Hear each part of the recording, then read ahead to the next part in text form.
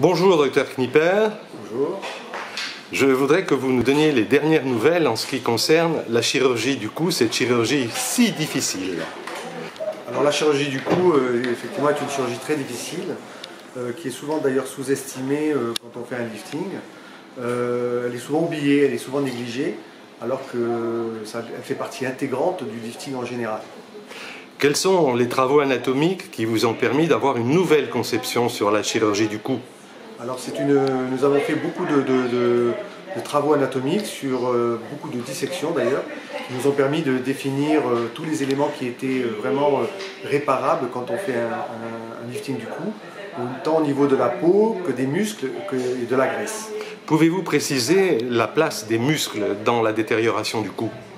Alors les muscles prennent une part importante parce que souvent quand on a un vieillissement du cou, on a ce qu'on appelle les cordes platysmales qui sont facilement évoquées en sifflant le patient, siffler le patient, pardon.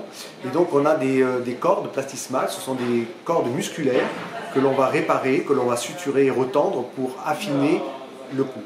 Est-ce qu'à votre avis, il y a un lifting isolé au niveau du cou ou bien il faut l'intégrer dans quelque chose d'intervention plus globale? Alors ça c'est une partie très très importante.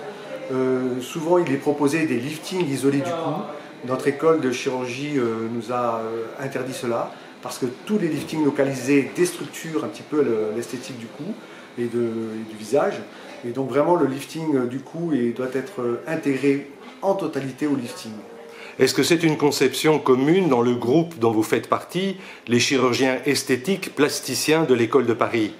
Alors, dans notre école de chirurgie, qui émane de toute l'école de chirurgie de Paris et notamment de l'école Boucicaut, c'est une conception d'harmonie générale qui nous a été enseignée. Et donc on évite de faire des liftings partiels parce que les liftings partiels déstructurent et désharmonisent l'esthétique du visage.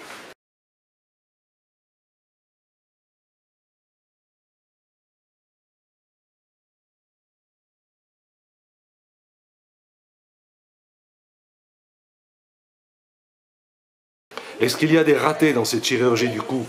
Alors comme toute chirurgie, le risque zéro n'existe pas. Donc il y a forcément des insatisfactions de patients. On ne peut pas parler de raté au sens propre du terme parce qu'avec les centaines et les centaines de travaux anatomiques, de dissections et d'interventions que l'on a faites, il est toujours difficile d'avoir un ratage vrai. Et pour vous, est-ce que les résultats valent la peine de cette opération? Alors, les résultats du lifting du cou sont spectaculaires parce que généralement c'est une zone qui est souvent sous-estimée dans la réparation esthétique du visage. C'est une zone qui trahit la femme par son vieillissement. Et donc pour nous, c'est une partie intégrante et primordiale de la réparation dans l'esthétique du visage et du cou.